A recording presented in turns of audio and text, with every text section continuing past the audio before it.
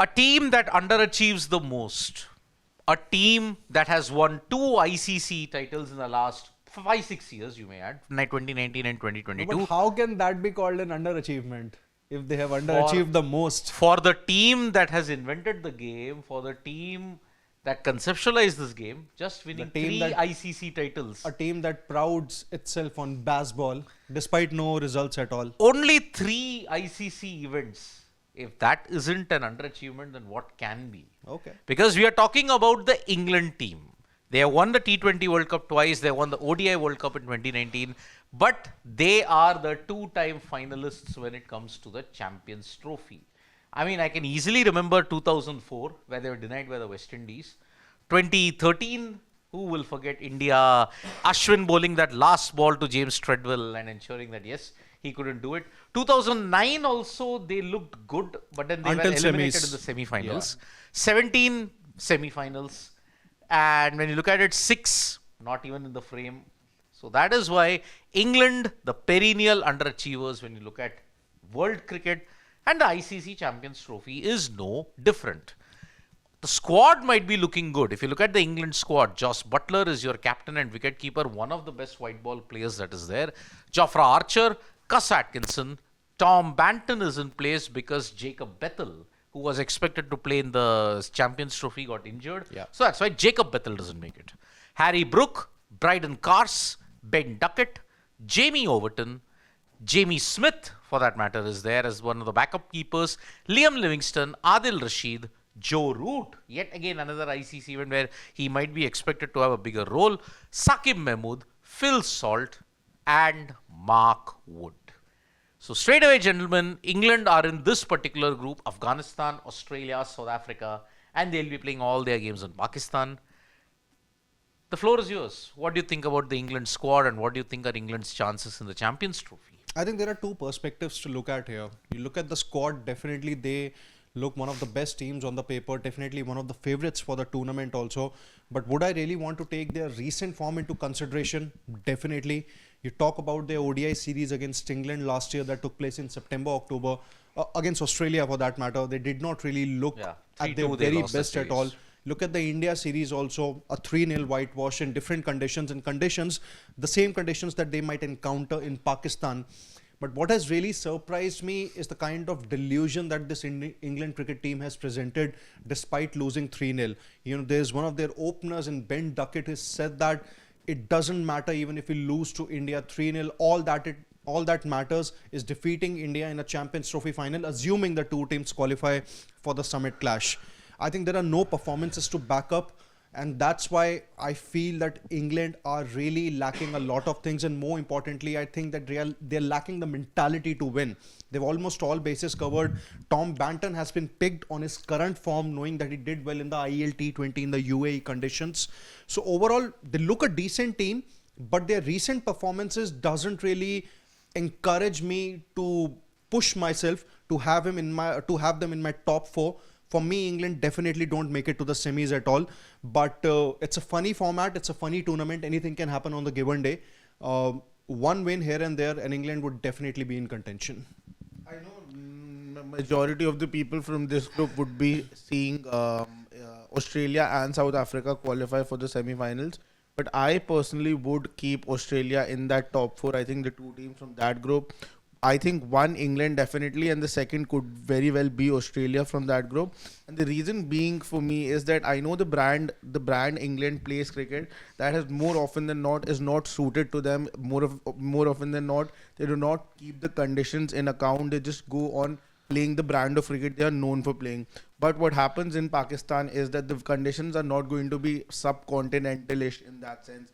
There's not going to be too much turn. There's not going to be too much in the wicket for bowlers. It's absolutely going to be a batting paradise. That we got a glimpses of that during the Tri-Nation series as well that took place in Pakistan. You had New Zealand, South Africa and Pakistan in that. So those conditions are definitely going to help England a lot. And I won't be surprised if they actually even make it to the semi-final and then the final, because there's a very high possibility they might not even have to come to Dubai if they are not playing against India in the semi-final or the final. So just keeping that in mind, I think that automatically makes the England side really, really dangerous, because that brand of cricket on those conditions, I think there is no other team who can actually match up to the impact the English batters can give. I know that the form hasn't been on their side, but one thing again that mostly goes against them is their overconfidence. But specifically in Pakistan conditions, that overconfidence might just ride them ahead, because they are going to play all guns blazing. They are going to attack all the bowlers, and because they have that mentality of that overconfidence. So despite being in terrible form all throughout the year, specifically in the series against India, I think that's not going to affect them that much mentally. And when they come out in Pakistan conditions, I think that's going to be really, really helpful. They have just one weakness. The batters have just one weakness, and that is spin. And spin is not going to play a very big role in Pakistan. I feel that maybe spin might not even play 10% or 15% of a role in Pakistan conditions. So that's a very big reason why I keep England as one of the semi-finalists in this championship. No, I just want to ask like one thing, and obviously the floor is open. Isn't there a very thin line between overconfidence and delusion? See, this England cricket team at this point in time, they are living in a delusion that if they keep on attacking, they will succeed. Exactly. But they have not been succeeding on a consistent basis because of the fact that, okay, they are not able to sustain the hitting. See, the conditions in Pakistan, if it is like what we saw in the tri-series, where league games it was flat, you got 300, 350 plus score, then I think this England team can very well do it. But if it is anything like those conditions that you saw in the final in Karachi, even there, England might have a slight chance. Because see, as Shashwat pointed out, spin, will it play a big role in Pakistan and all the venues where they are playing? You're going to play in 3 venues. Correct. Is it going to play a major role? And looking at the opposition spinning resources that's there, let's analyze the spin resources in their group. Tabraiz Shamsi, Keshav Maharaj in the South Africa line. Adam Zampa, Glenn Maxwell, Travis Head. These are your 3 spinners. Rashid Khan, Noor Ahmed, Nangyal Kharote. Now, Mohammad Nabi. Now, the ultimate spinning group, if you have to look at the team that will give them the most trouble when it comes to spin, is Afghanistan. And that's not the first time. It might happen. It has happened previously also. World Arun Cup. Jaitley Stadium. Yep, Arun Jaitley Stadium. But then the pitch will be a big, big determinant in this. Because see, all the batters were there. Harry Brook, Josh Butler is a good player of spin. Then you've got Harry Brook, you've got Ben Duckett, you've got Liam Livingston. They all can play spin very, very well, unless it doesn't spin that much. In the India series, what happened, there was a hint of spin, and a hint of spin is enough for England to fall flat. I think in Pakistan, you will see little spin. I mean, you saw in the final, when Salman Agha bowled, when Abrar bowled, some deliveries did keep a bit low. I think this is where England might struggle in that particular sense, because against Afghanistan, they will struggle. Australia, well, it's always been a bogey team for them in any ICC event that you look at, except maybe the T20 World Cup. Yeah. CT, when you look at it, Australia, they lost in 2004, but then they beat them in 2009. So that is why England are in a tough group, and if you look at the spinners that are there in the opposition groups, it doesn't give them much nothing much to smile about. So the strength is definitely their captain, Josh Butler. Their strength also lies in the fact that a Duckett has been in good form. Yeah. But apart from these two, the bowling, I don't know whether it will succeed in Pakistan conditions. So my weakness, if I have to look at the weakness, the threats, it is the combined batting and the bowling unit. The unit as a whole is a weakness for England. It will depend who fires on that particular day. And the so-called experimentation that they were doing in India, I mean, they won the toss, they were looking to bowl first. Is it a conscious decision? Whatever was it we had? Even if it was a conscious decision, the point is that it did not really reap results. It can, it can basically give them results in the Champions Trophy, but then at the end of the day, it still remains to be seen whether this England team can really defend totals which are less than 250 or 260, or let's say, it's a tricky wicket. The opposition batters get to about 250 or 260 odd. whether England can still, defend it or even for that matter, chase a 250 or a 260 out under the lights in Karachi, Lahore. I think that still remains to be seen. I'm not really sure about it. The only batter who I feel is technically sound to play long innings in those conditions is none other than Joe Root. So that's where I feel the biggest problem that England currently have is that the batters aren't really technically sound if conditions are slightly tricky. I'll just take you back before the 2019 World Cup. I think the closest conditions to Pakistan at that point in England, as far as batting conditions were concerned, they had actually flattened out the wickets even more so that they can play this brand of cricket. I think even India played a couple of ODI games in England before the 2019 World Cup where results did not go their way. That a very big reason for that was that England was out batting all the oppositions that were coming at home and playing them. I think that mindset they have carried it forward all across the world, and that's not the right mindset to actually play ODI cricket in general. Yeah. But the thing is that they believe in it so much that despite the fact results are not going their way, they are still sticking to play on that approach. And if they stick to play that approach now in Pakistan, I think the best conditions to actually play with that mindset and play with that approach is Pakistan or the England in 2019 where they sort of, where we saw scores going above 300. Yeah. So that's why I feel that approach after 2019, I think the most successful where it is a possibility where it can be is, I think even in Asia it's Pakistan, because spin I don't think is going to be a thing all throughout the championship. See, in 2019 you had a Bairstow Roy who was setting the tempo up. Here you have a Phil Salt and a Ben Duckett who Still are going to relatively new. Yeah, but Duckett has shown in the India series that yes, he can go about, although he didn't put himself in a very charitable light with those comments that he made.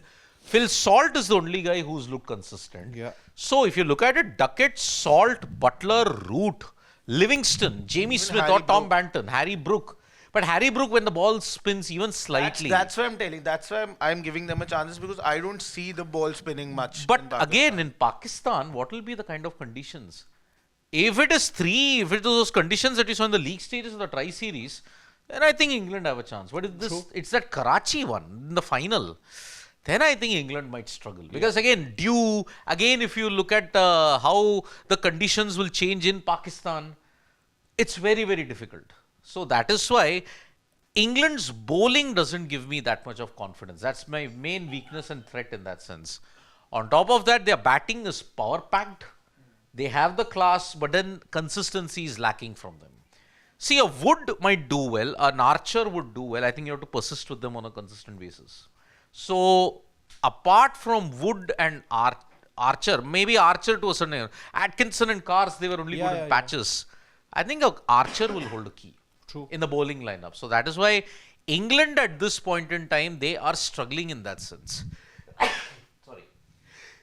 Yeah, I think that's pretty much about it as far as their team goes. But before we, I think, move to the final thing, wrap things up, what do you think? England moving to semis? Yeah, according to me, yes. Okay. For me, England don't make it to the semis from this particular group that features Pakistan, England, Australia, South Africa and Afghanistan. For me, South Africa and Afghanistan progress. This group is a very tough one because I don't know who your 4 bona fide semi-finalists are. Like there is a bit of an assurance that maybe India and New Zealand to a certain extent in that other group that gives me because of the squad that is there. Yeah. But here, every squad in this ICC Champions Trophy that is there in this group has got some weakness, some glaring weakness. Afghanistan, they'll be missing Allah Ghaznfar. Australia don't have 6 top guns. Multiple players. South Africa also look very, very dodgy. I think their bowling, as far as backups are concerned, is weak. You don't have Nandre Berger, Gerald Coetzee and Nick Nokia. So that is why even South Africa don't look all that assured. Yeah. It is going to be a straight shootout between the Sen countries. The C countries rather. Whoever chokes in that opportune moment, they will go through and they'll just go huffing and puffing. But is England's weakness far more glaring as compared to the other two? Their bowling does. Definitely it does. They don't have a proper spinner except for Adil Rashid. You don't have a backup for him. Yeah, you don't have a backup for him. There's a Root, there's a Livingston, but how long can you rely on part-timers? So I don't see England going through to the next round. What I see is probably Afghanistan and maybe Australia. I don't know. In ICC events, Australia just turn up a notch, but again, I think it's too much for them. So Yeah, I'll yeah. go with Australia and Afghanistan and South Africa also. But if Australia do it, don't be surprised. Yeah, for me also from this group, it's going to be England and Australia who Okay. make it through the semi. But you haven't put we put Afghanistan and Yeah. South Africa in it. You put England and Australia. So, do you think that England have the firepower to win a Champions Trophy for the first time? Are they going to be found out in the conditions? Is the conditions going to negate England? You can tell us all in the comments below. Thank you so much, folks, for joining us. From me, Gulati and Shashwat, it's bye bye. We'll be back with more updates on sports today.